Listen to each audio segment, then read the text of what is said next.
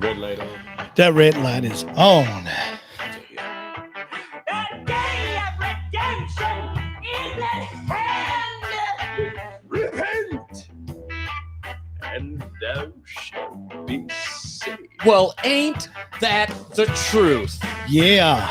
Welcome to Aletheia Radio, y'all, where you're getting the Christian perspective on today's current events and all good things from the Lord. Yes. Welcome, people. Welcome, welcome. Thanks for joining us. We Yes. are live on Facebook. You Yes, can check we us are. out on Spotify, Amazon Music, Google Podcasts. Support us, like us. YouTube us. A little loud, Oh, little I'm sorry. feedback. You're always with that feedback. I'm the worst. You're the worst Stop with all that. that feedback. What's wrong with you? So welcome. Welcome. Thank you for joining us. My name is Sean. My name is Caesar, and this is Off the Books. Off the Books on Aletheia Radio. Here we go. So, Here we go. Today we're going to be talking about influence. Yes, being under the influence. What are you influenced by? And Right? that is a good question. That is a great question. We'll get into that. Now, right now, we want to get into some current events. Yes, so we can influence you with current events. Now to you, Caesar. Back to you. All right, so let's talk about a couple things that have happened in the, near recent history. So first off, we're going to talk about something very moderate, something very bland. It's not very exciting because not very much is happening. The January 6th committee has convened again. Is that a real committee? I don't know. It doesn't seem like a real committee when you only have one side. That's like, all right, so if any of you aren't sure about what the January 6th committee is, it's about, okay, they're trying to say, they're trying to find out, they're trying to get to the bottom of the January 6th issue to see if the former president had something to do with it, maybe meddling with a couple of things to get going, to make it violent, whatever it is, whatever they're trying to figure out. But what I find ironic about it is that, okay, so everybody knows that this is a partisan issue. It's Democrats versus Republicans. And what's really funny is that this whole committee it's all Democrats with the with the exception of like Liz Cheney, who is not really what Liz you would Cheney, call yeah. a Republican. Right. But it's just they're basically getting together and they're saying, well, I heard this and I heard that. And there's no evidence of anything coming up. Like, listen, if you want to have a It's all meeting, hearsay. it is all hearsay. If you want to actually try to get to the bottom of something, if you're using the courts of the Union, if you're using the taxpayer money at that to do this, look at it for what it is. Come together. If you have a problem, if there's a conviction to be made, make it, show the evidence, make whoever paid did for it. I don't Read care. the polls, Jack. Yeah, I don't care if you read the polls, Jack. I don't care if you. I don't care what side of the aisle you're on. If somebody does something wrong, somebody does that wrong. Somebody does it wrong. That's it. It's not something that's arguable. If somebody Right. violates or breaks the law, then they should go to jail for it. But if you're having a hard time digging up evidence, now what it looks like to me is that you just want to keep people glued onto something, and that's manipulation. And I don't really do that. And that's kind of what we're talking about today. It's like, are you to be influenced by all these things and not know what to look for? You should strengthen yourself so you know what to look for. Yeah, and find the facts. Find the facts out. That's Find the it. facts. Look it up for yourself. I'm you not know. saying it's stupid because of my personal beliefs on it. I'm saying it's ridiculous because what's happening is actually nothing. Literally nothing has happened. And this has been going on for a while. Right? Yeah. Yeah. So, I mean, there's been accusations made, and they said, well, there was one of the what was her name? She's a barrel of joy, this one. I forgot her name. But she kept saying things about something. He said something to the effect of, and he said something. Well, no, let's talk about what he actually said. Let's talk about what people actually said and get to the bottom of it, and then put people up there and show some proof and get it done with. But nothing is happening. So I'm going to actually end talking about it because it is actually just that ridiculous. Yeah. So we'll talk about something that has a little bit more relevance into the world. What that might be. Let's talk about what happened. It's a really tragic event. Prime Minister Shinzo Abe was shot and killed. I believe it was July 8th. Yeah. Yeah, it was July 8th. He was assassinated in a country that has no guns. No, I mean, gun laws for no one. Like nobody's allowed to have guns. Someone made a homemade gun and assassinated the former prime minister because of what he felt his alleged ties were to something else, some personal thing. So, I mean, we're living in a world. Well, I don't think we're living in a world now. I think we've always, lived in a world where people think they're justified for killing someone because of their own personal opinions of Yeah. Yeah. I mean, and in that case, he was actually a popular prime minister, which is interesting. His party actually got like voted in, like they're thriving now since this happened. Yeah. You always wind up, and that's a lot like our troubles in the world. Like every time you try to destroy something, usually you wind up promoting it. Yeah. And that's pretty wild stuff. It's very true. So so unfortunately, so Prime Minister Shinzo Abe was shot and killed during a campaign speech in Western Japan on Friday. And that's pretty awful. Yeah. Yeah. So on a somber note, I hate to end it off there because I mean we're normally a pretty fun show, but also I want to talk about New York too. That the one of the workers at a bodega that defended himself. I forget his name. A Bogota? A Bogota. You know, Bogota. In the Bogota. So, you know, I like Bogotas. Yeah, that's okay. So if any of you are familiar with the joke, so Jill Biden, the president's wife, went and spoke to members of the Latin community about, uplifting, the communities and all. Well, there was something even in there about her like comparing Latinos to breakfast tacos, but I don't believe that's what she was saying. Because I listened to it. She was basically saying the diversity is as much as tacos, basically, but she just didn't come out right. But the one thing that drove me crazy is she's reading from the teleprompter, like normal, but she says Bogota. So when it's like I know very well what a bodega is. I mean, we grew up with them. I mean, I'm Puerto Rican, like.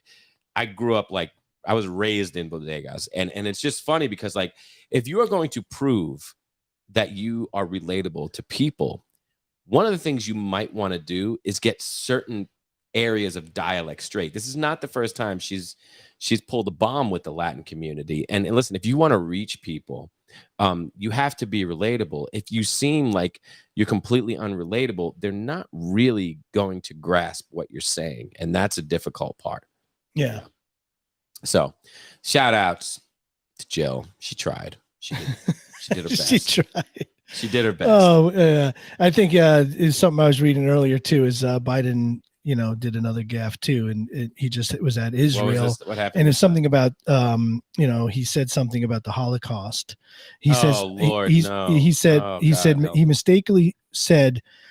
We need to honor the honor of the Holocaust in honor of the Holocaust. But I know he didn't mean that. No, of course he didn't mean that. It's like, I mean, man, it's tough. It's tough to read the teleprompter in the sun. Let me tell you something. Rule number 1 about the Holocaust, like, don't compare it to anything.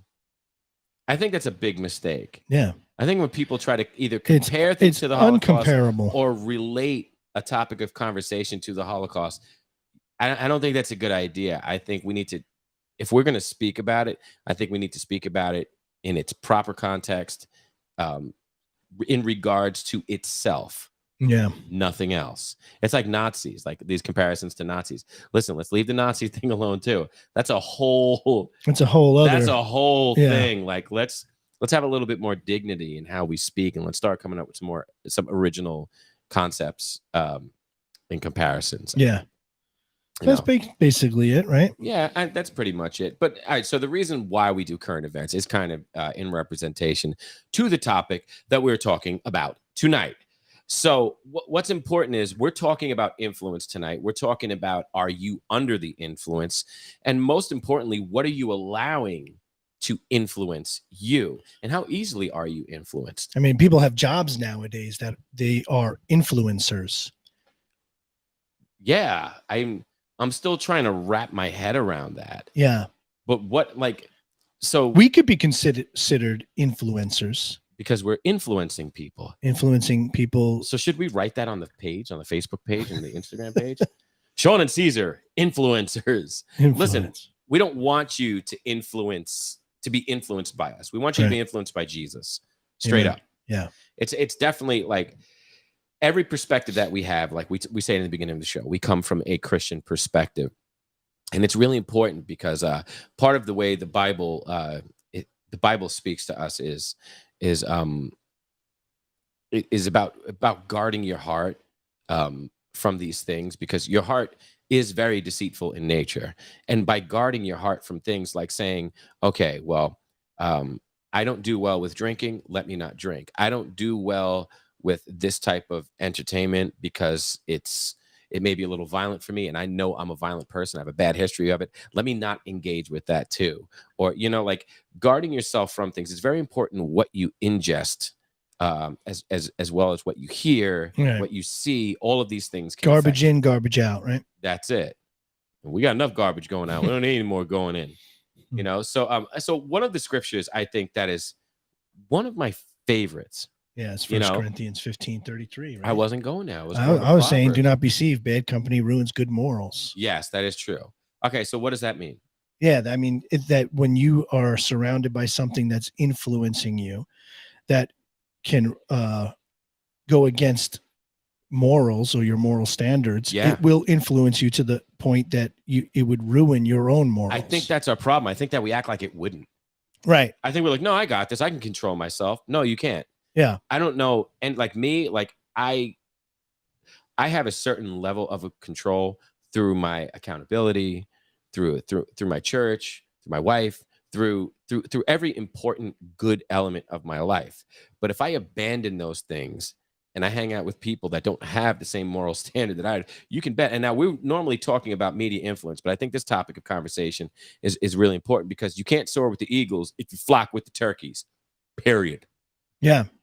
You can't. Yeah. I mean, what one verse that kind of feeds off of that is Proverbs 22:24. It says, make no friends with an angry man, and with a furious man do not go. Wow. I was going to Proverbs 22:6. Yeah. So it's in that same context where you're talking about, hey, if you're going to surround yourself with this, it's warning you, don't surround yourself with it. Yeah. And if you're not a believer, still read the book of Proverbs. I think it'll lead you into something it's 31. That's pretty amazing. So 31 chapters. Yes, one day a month. Yeah, one That's month. it. Yeah. One day a month. One day proverb per every day for one month. It'll change your life. Yeah. So Proverbs 22:6 says, train up a child in the way that he should go. Even when he is old, he will not depart from it. So let's break that down really quickly. We're in the age of information. We spoke about this a few weeks back. It's very important that we look at this for what it is. So training up a child in the way, like we're all childlike to some extent. We can all be influenced. I mean, it's not really the context in which this was written, but in a broader statement, let's look at it for children, for example. If I raise my child to say, okay, this is how you handle problems. You take a brick and you break the person's window, the child will grow up thinking that that's the normal way to handle conflict. Strike first, strike hard, Cobra Kai, like that's the way he's going to do. So like train up a child in the way that he should go, and when he's old, he will not depart from it. So it doesn't matter what it is. You can give your child some good things, some bad things to grow up with. He's going to take both of them with him or her. Doesn't matter. And how we act. And listen, these are a lot of things that I wish I learned earlier on. You know what I mean? And I think for the most part, the overall character change that you make does have a great influence on your children. But when we're talking about influencing people in general, it could be your one bad day that influences another person to go down the wrong path. Yeah, definitely. And I think as Christians, that what we need to do is be influenced by God's word, because as we read it, it changes our lives. It changes the direction of our thinking and our decision making. So I strongly believe that. And also when we surround ourselves with like-minded people and we grow together in the same direction, it also changes and influences our thinking and decision making.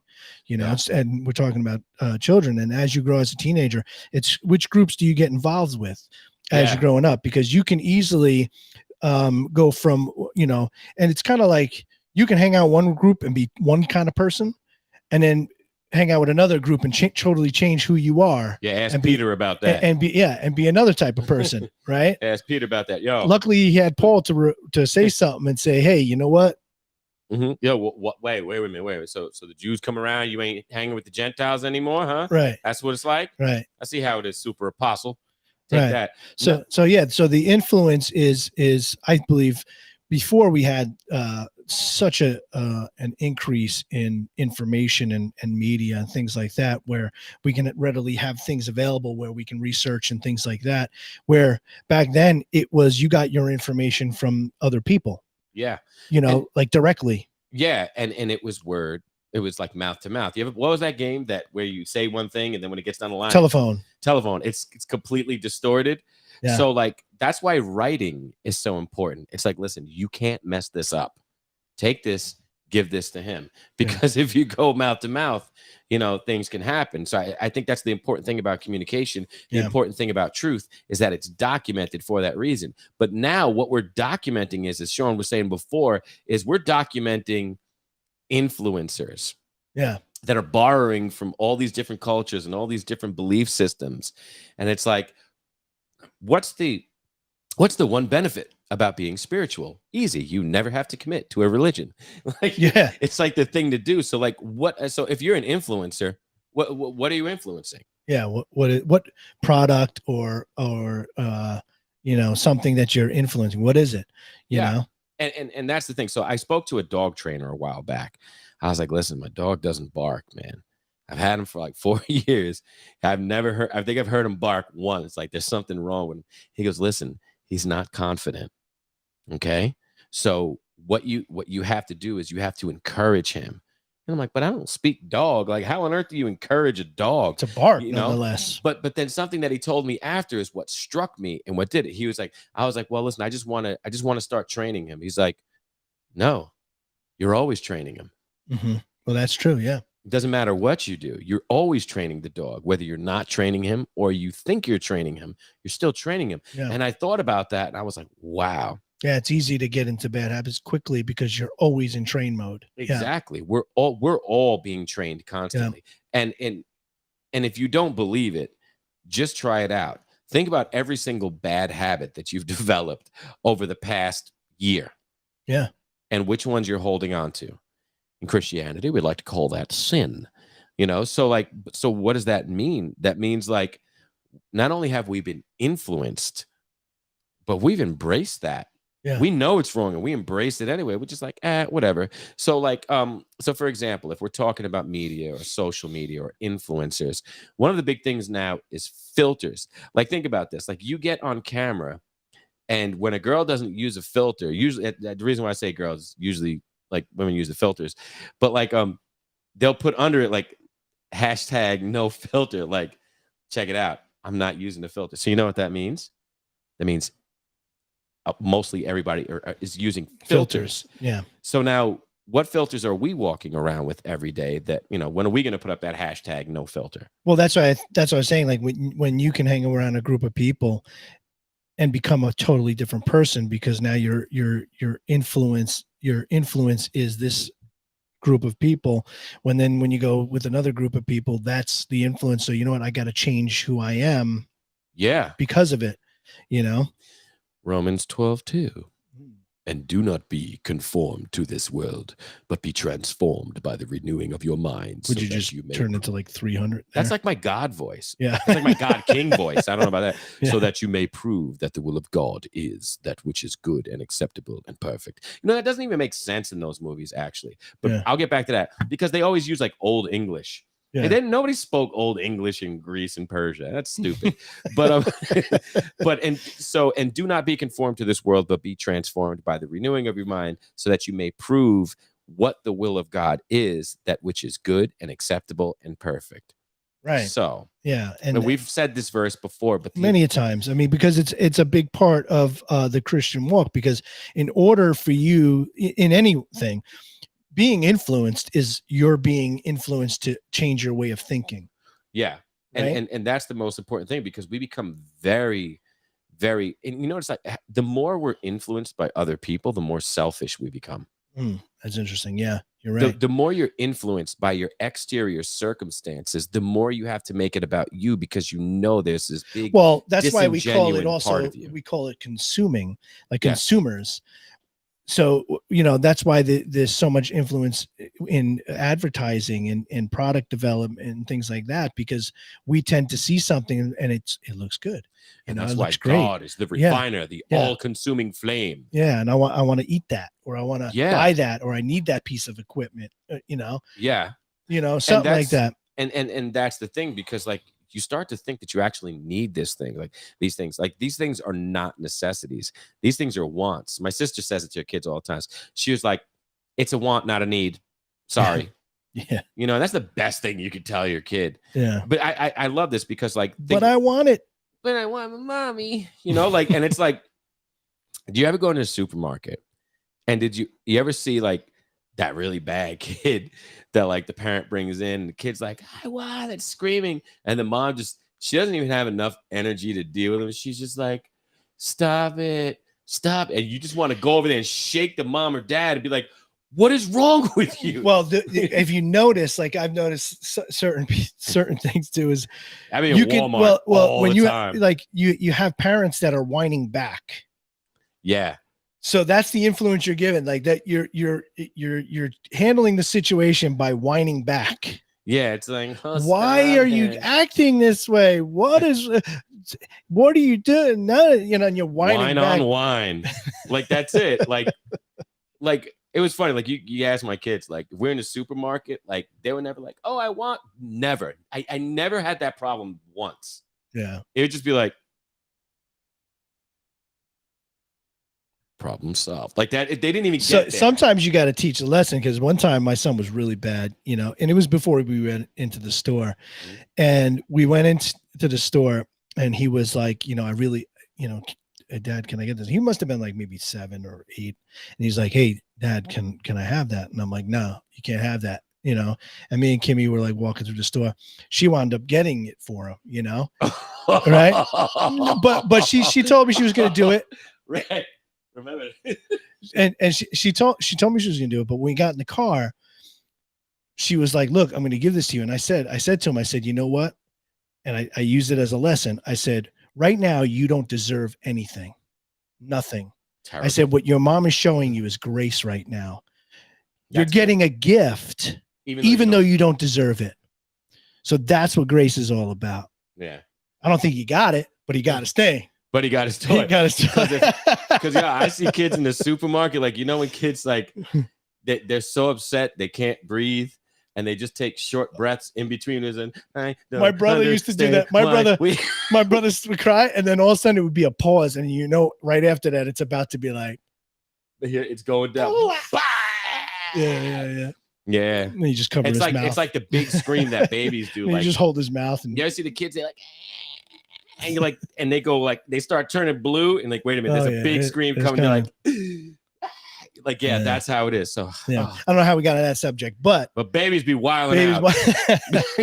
No, so let's let's talk about so Romans 12:2, and do not. Okay, so we did speak about that. Okay, so what I was going to is 1 Corinthians chapter 5 verses 6 through 8. That's like the Bible app. Yeah. So it goes, your boasting is not good.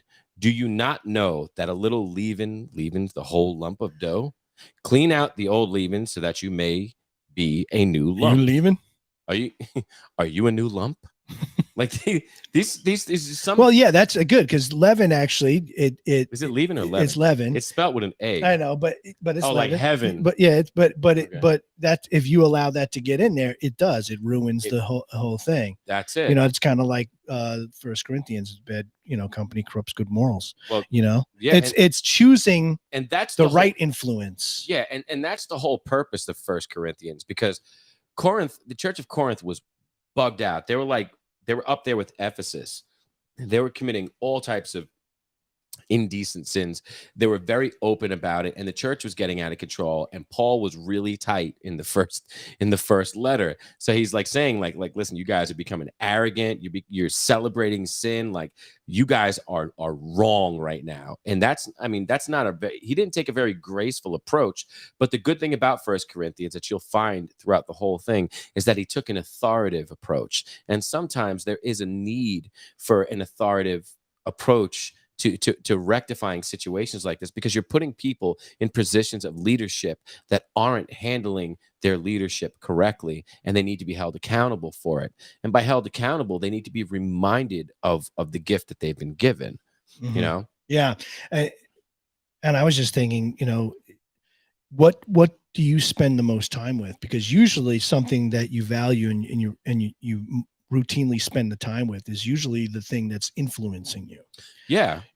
And in this case, like, and in 2 Corinthians, it was the unbelievers, it was the pagans, it was the all the Greek gods and stuff that these people worship. I mean, even some of the Jews, like when they were talking about with circumcision, that you had to be circumcised, and then also become a Christian, you still have to be circumcised. And it's like, wait, are we under the old law or we we still tend to do that ourselves? Well, I don't think there's anything wrong with tradition, but legalism.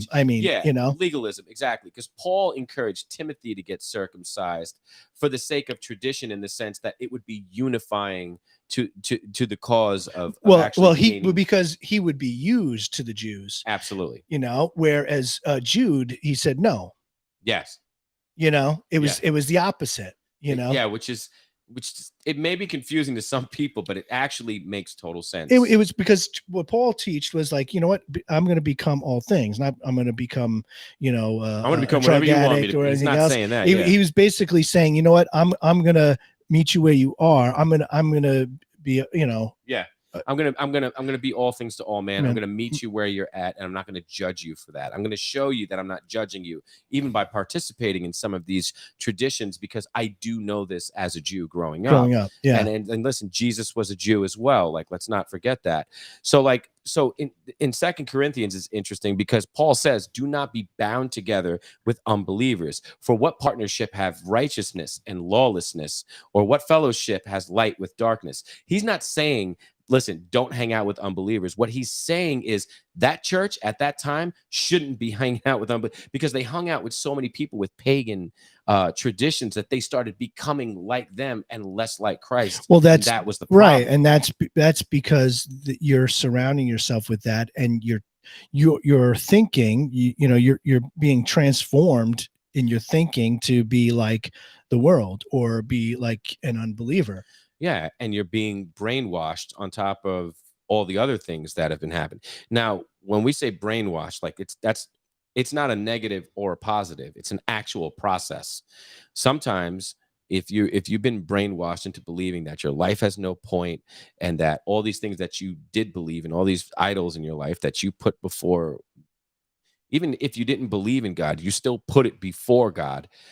You need to clean your brain again. You need to reset. You need to really find evidence of what is good. And the reason why we say God is good is because all things that are evident from him are good. And that's how you can trust the fruits of what the word is saying. Yeah. Yeah. And actually in this particular passage, Paul's saying that because in the Corinthians church, there was an influx of Christians that were proclaiming to be Christians, but they weren't. Yeah. So what he was saying is, engaging in the practices, and he was just basically saying, don't, he's talking about the false prophets, false apostles and stuff like that. Yeah. There were people that were using the word for their own benefit. He was concerned that the church was going to be distorted. Yeah. So it was getting distorted. Yeah. And that's the best part. I like this right here. He says, for we are the temples of the living God, just as God said, yeah, I will dwell in them and I will walk among them, and I will be their God, and they shall be my people. Therefore, come out from their midst and be separate, says the Lord. Yeah. Now, does it mean you're better than them? No, because at some point you didn't have knowledge of the truth is. But what he's saying is, hold yourself with some dignity, hold yourself up with some integrity, and don't go running off to pagan rituals to feel better about life. Don't jump into things that are indulging of sin. Yeah, because that's not going to give you everlasting. And he's also joy. saying, hey, you know what? This was promised to us, where it was at one point, God, when Solomon had built the temple, God's dwelling place was the temple, even though that's really not what his dwelling place, but that's where he met with the priests. But that now we're the temple of the living God, that he dwells within us. Yeah. And that was prophesied, for the reason and think about that. So if God is holy and he, and we have the living God within us, and we're the temple of the living God, that's why he says, be separate. And usually that's what that means, is to be holy, is to be separate from everything that's not holy. Especially when you see a lot of people, running away from that narrow gate. The wide gate's very easy. So when you see the rest of the world doing something, that's a clear indicator that you probably shouldn't go along with it. It's like the bull run. Yeah. Like, yeah. Why are you going to do that? Like, if somebody says, hey, you want to do the bull run? Probably not. Probably not. Probably not. And then this is where you get all pastoral. What are the bulls? Maybe when I was like 17, 18, I'd been like, I can survive anything. I'm going streaking, streaking. Like if I'm gonna get gored by a bull and survive. I've seen some horrible. I don't think that's a good idea. No. But that's our mentality. We have a herd mentality, and it's really hard to be in the minority of the train of thought of the world. It's hard because you will be ridiculed. But what's funny is, like, the one thing that really gave me peace with the reality of God was that, like, Jesus was like, listen, you follow me, they're gonna hate you as they hated me. Yeah, absolutely. So when I see people that have like an outright hatred for me, I'm like, well, I'm doing something right. Yeah, I don't get offended anymore. That's why Paul said, be imitators of me as I am of Christ. Exactly. He didn't say like be like me because of me. No, he said because I'm trying to be like Christ, so you should be imitating me. Yeah, that's right, Margie. The best things are the hardest things. The narrow gate. It begins with a P. What is it? A parable. Excuse me. Parable. The narrow gate parable is one of my favorite because it's ironic. It says because the other gate is wide and everyone is going through it. And it's funny because you see it and it's easier. Yeah, but the language itself tells it too. Not only are they going through it, because they're going through it, they're about to go through it. Let me tell you, they're really about to go through it. Yeah. If you enter through the narrow gate, it's very difficult. And a lot of times we feel we need to be accepted by the masses in order to have validity in our lives. But like, as a believer in God, I don't need your validation. Like, I need his validation. If everybody in the world was against me for believing in God, I don't care. I'm pulling a Biden. You heard that? Yeah. I don't care. It's all right. Changing people's lives. Yeah. So but that's the thing. And you can't care what other people think because they're just as flawed as you do. So for every mistake. Matthew 7:13, enter through the narrow gate, for the gate is wide and the way is broad that leads to destruction, and there are many who enter through it. Yeah. For the gate is small and the way is narrow that leads to life, and there are few that find it. Yeah. So think about that. Think about that next time you're trying to squeeze through a situation and it's really difficult. That means you're supposed to be learning something from that. That means there's something great coming from that. If whatever's in front of you is happening very easy, mm-hmm. you're probably not going to learn much from it. No, and I think that statement that he's talking about there, because then in 15 through 23, he talks about a tree and its fruits, and you'll know them by the fruit. So he's talking about false prophets. So with the gates, he's also talking about that in that time there was preachers and people leading people in the wrong directions, which we have now, where you have people talking about prosperity and God is going to bless you, and if you find Jesus, your life is going to become great. Yeah, you get an expectation of, what, let me try this Jesus, and see if it doesn't change my life I'm all of a sudden I'm not getting, but and it's like, what, maybe this doesn't work. Maybe Christianity isn't the way. Because you're supposed to be finding a joy in being grateful for the things that are already present in your life. And anything on top of that is giving you a clearer understanding of the concept of grace. It doesn't mean that, like, okay, as a follower of Jesus, all problems will go away. Yeah. In 3, 2, 1. No, as a matter of fact, your problems will increase. They're gone. Well, that was amazing. Wasn't it? Need that bomb every like. And all of a sudden, it's like. Thank you, Jesus. Thank you, Jesus. But seriously, like the little glittery sound that happens actually. It does when everything is going upside down, flipping inside out, and you're like, you know what? It's all good. It's all good. And you do get those feelings, but it's not because everything worked out. It's because nothing is working out. And then that's when you say God is good. And he's good. Because you know what? Whatever's happening here, this negative, these quote unquote attacks. I hate saying attacks sometimes. It is attacks. It's an attack. It's an attack. Whether it's you're attacking yourself. Because we do not fight in flesh and blood. Yes. That's what the Bible teaches. It's a spiritual thing. It's a mental thing. You know, we fight against. It says powers and principalities, which is everything outside of this natural world. And I think that's the great part of it. Like when everything is turned upside down. Listen, I know where it's coming from. Because God is good, and that's not good what's happening. So I know it's not that, but I know if I'm getting attacked, then I'm doing something right. Right. Yeah. You know? Yeah. It's like if it's downright demonic, I'm all right, bring it on. Yeah. You know well, we used to say, like, I mean, it says in the Bible that, you know, when people curse you and mistreat you, it counted as a blessing. Yeah. Yeah. And you know, it's funny. So check this out. So talking about being influenced and stuff. This is really interesting. I found this article, right? Okay. The Pediatrics of Child Health, National Library of Medicine. This is interesting. Listen to what it says.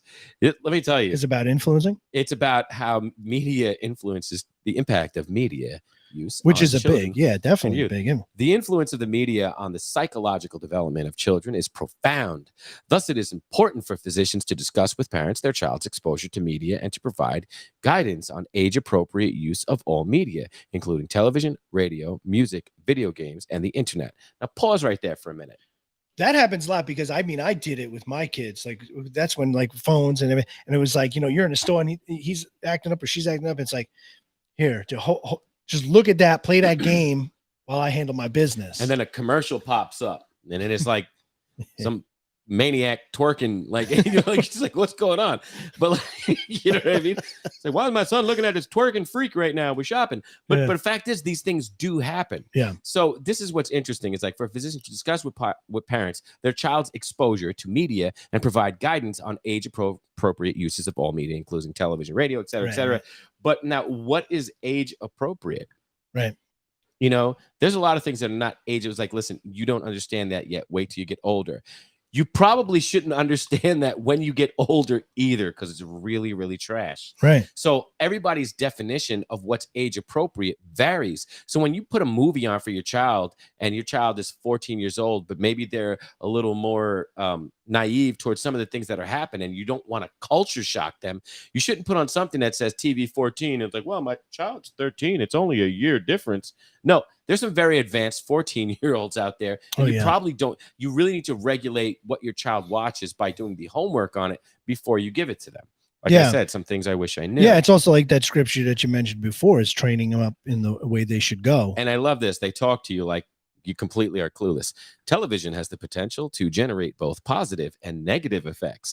And many studies have looked at the impact of television on society, particularly on children and adolescents. An individual child's developmental level is a critical factor in determining whether the medium will have a positive or negative effect.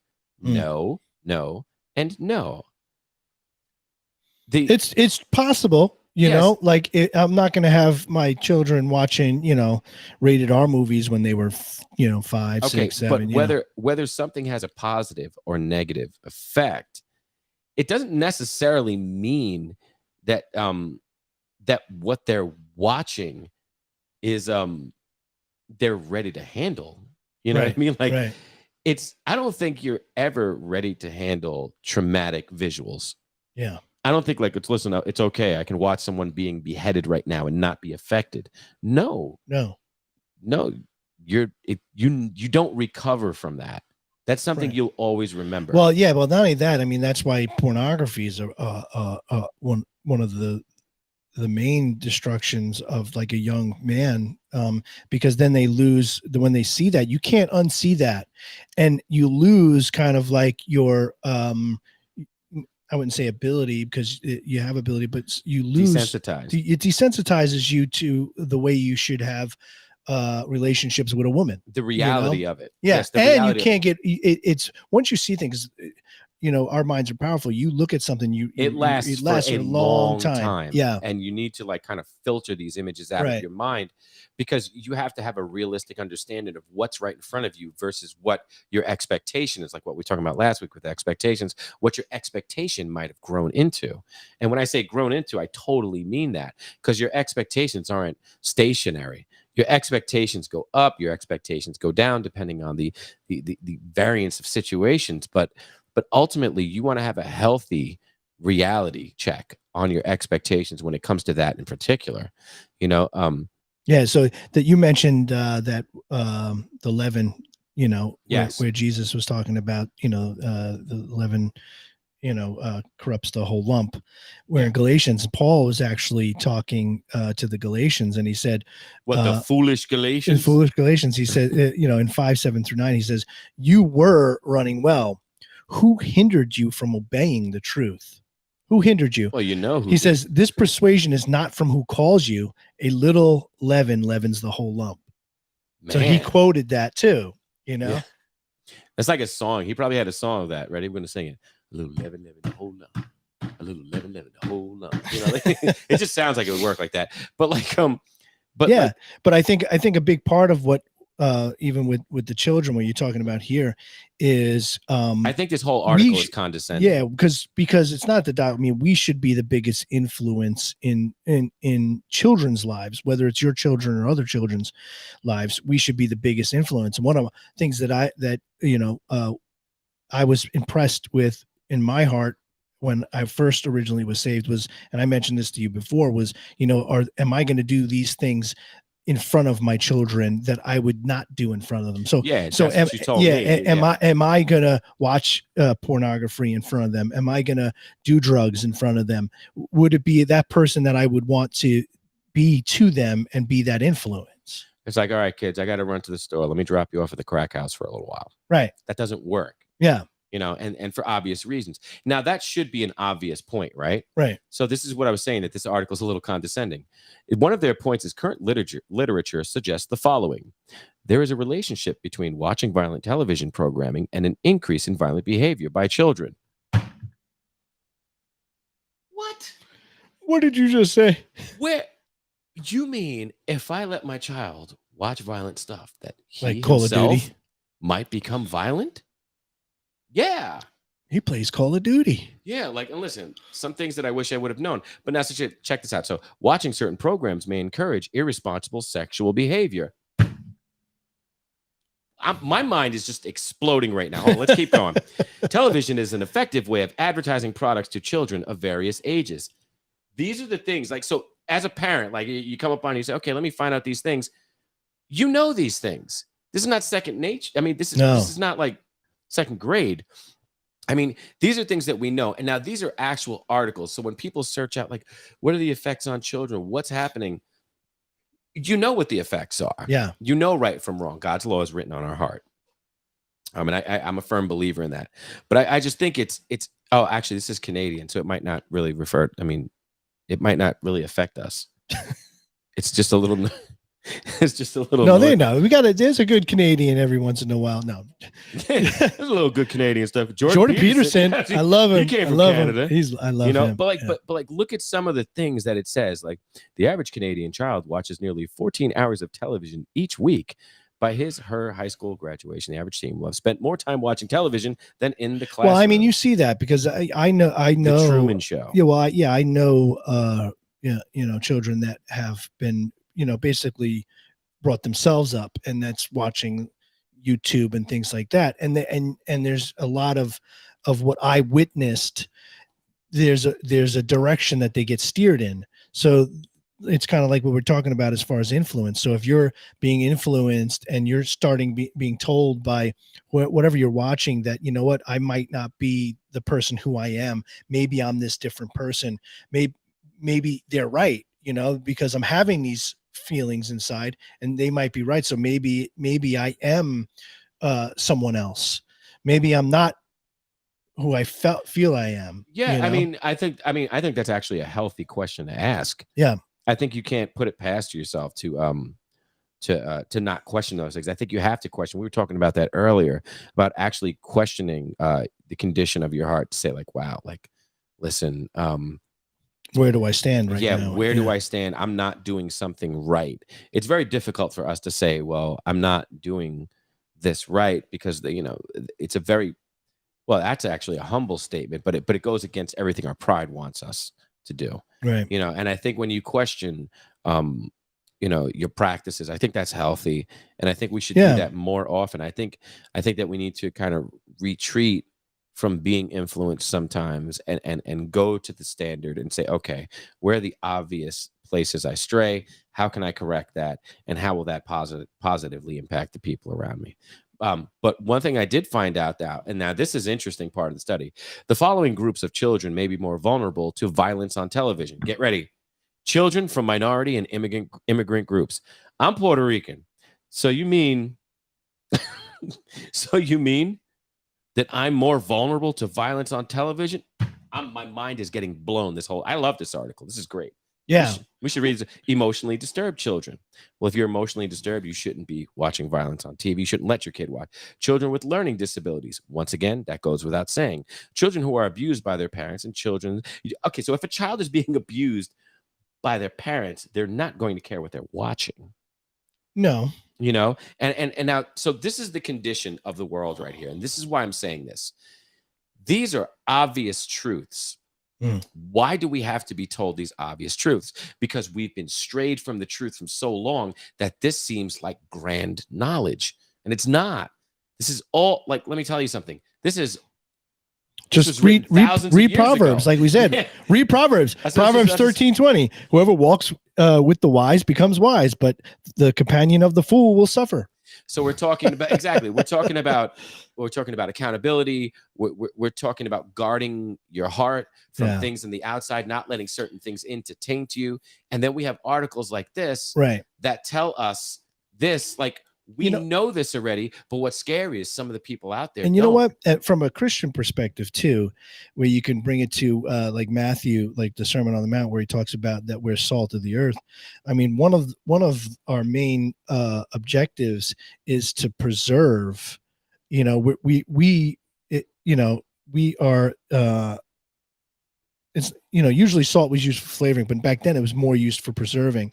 So as a Christian, we're supposed to preserve these values. We're supposed to bring salty. We're supposed to, but it's going into the world and be the salt, because we need to preserve these values so things don't fall apart. Because what good is salt if it has no flavor? Right. It is then. What is it? What is it? Thrown and trampled on. Yeah, because actually, just like dirt. Well, salt back then was used. The salt that they couldn't use anymore was used to throw it on the path. And what it did, it killed the weeds, so it kept the road, clear. Path clear. It kept the path clear. So they used it for the road. That's why it says it's what John the Baptist was salty. Yeah. So just throw it, under the foot to be trampled by men.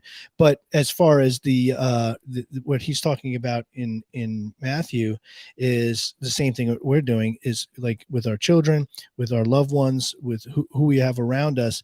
We're to then be the salt, so we can preserve what their influence. So if we're training them up where to go and how to live their lives and what morals and standards that they live on, when they come across these things, or you watch now in schools, they're showing things that they shouldn't be showing kids in schools. My goodness. You know, so even reading books, there was that article, the guy that came out against one of the schools, I forget what town it was in the United States, but he's like, this book is pornographic.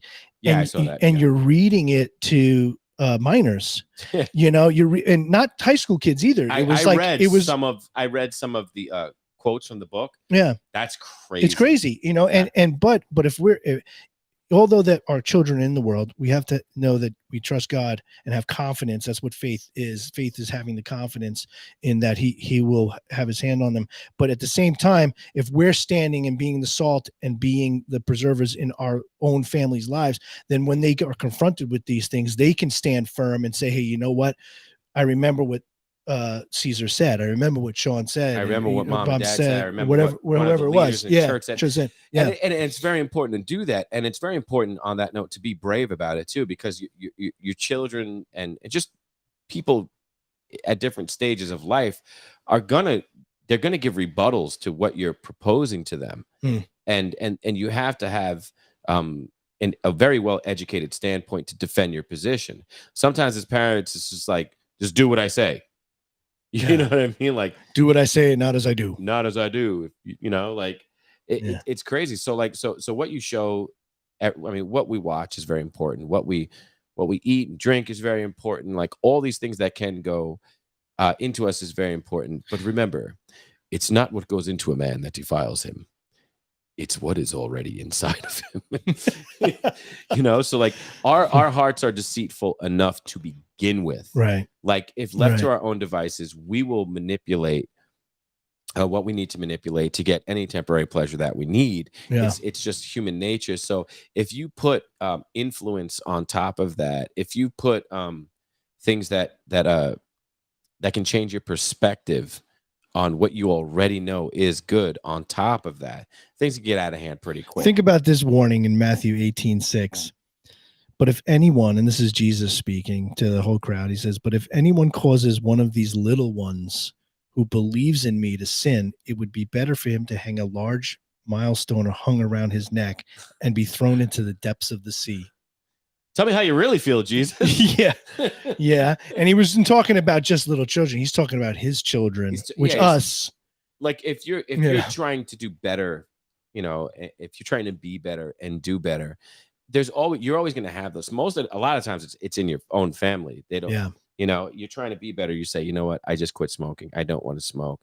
But yet you go and you ask your cousin for a cigarette and he gives you one. Like, you know what I mean? Like, that's not loving. No. You know, that's what you think you're doing is you think you're being nice to that person, but loving someone and being nice to them are not always hand in hand. And that's why being brave when you stand. Sometimes the love is doesn't seem like it's love.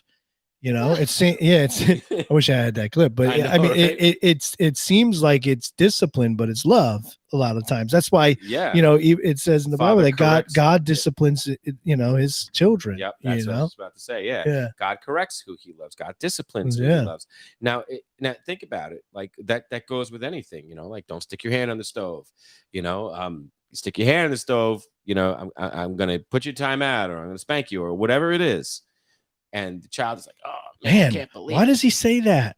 Maybe I got to try it. I have to try it. I just want to have 3rd-degree burns on my palm, you know? And it's funny because, like, we cave into him so quick, too. Right.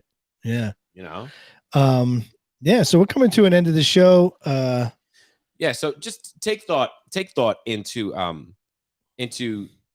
number one, the types of people you have around you. Number two, that's key. The types of things that you're allowing to intercede in your thought patterns, in your good thought patterns. Take a look at the habits that you've obtained and ask yourself, separate them. You know, like a double-minded man is unstable in all his ways, because if you want to move forward, you can't have anything that's helping you move backward. Yeah, you can't be on the fence about certain things. You have to, you know, and one thing you mentioned before, it's being obedient, right? Yeah. So what was that guy that you said? What did he say? He said, Oh yeah, so there's this guy, like it's a big, it's on social media. It's pretty awesome. This guy, he's got this really crazy cool haircut, and he's in like Vegas. And they're like, "Hey man, what's the secret to life?" He's like, "Secret? Ain't no secret. Stop being disobedient to the Almighty." I was like, "Oh." Right. Yeah, that's what I'm saying. Yeah. So I mean, that's one of the things that we need to look at. Am I being obedient? Am I looking? Are you like changing Christ? people's lives? You know, are you being influenced, or are you the influencer? We're changing people's lives. I still had that. You still have that? Can I just hear it once? I love that. Yeah. Because you know, when we look at what we're doing at Alethea Radio, people's lives. that's what we're doing. We're changing people's lives. Tired of these lies. Tired of these lies. And so think about it. That never is not funny. No, that's always funny. That's gonna stay there for a while. It's gonna keep coming up once in a while. It's kind of like when we did the Will Smith slap. I just kept slapping.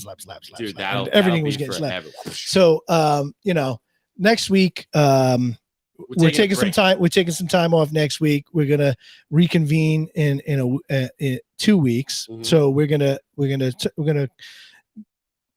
post on social media what we're gonna have a conversation about when we reconvene. We're working on a couple of things that we think you're really, really gonna enjoy, but it's not something we used to like just do stuff and put it out. But we really want to. Yeah, we have a few things. Yeah. So some of it's funny, some of it's serious, some of it's really, really good, really tight. Yeah. So yeah, it's gonna be fun. So stay connected, guys. Reach out to us. Let us know that if you want to be involved, and even if you want to come on the show, talk about stuff or whatever you want to do. You can check us out on Spotify, Google Podcasts, Apple Podcasts, YouTube, Facebook, Amazon Music, Instagram. So I mean, you can connect with us. You can reach out to us through the social media. You can hit us up on the email, and then we'll see you in 2 weeks. We're gonna do a couple things. So stay connected to the one that counts above all. Yeah. Be the salt, be the light. Be the salt of the earth. Be the light. That's right. So in 2 weeks, come back. We will be here with more content, gripping you from your chair in the first week of the first month. Your phone, in the first week of the first month and the last week of the first hour of the second decade. All right, people. Love you guys. See you next week here. See you next week. The books. Take us out, Ray.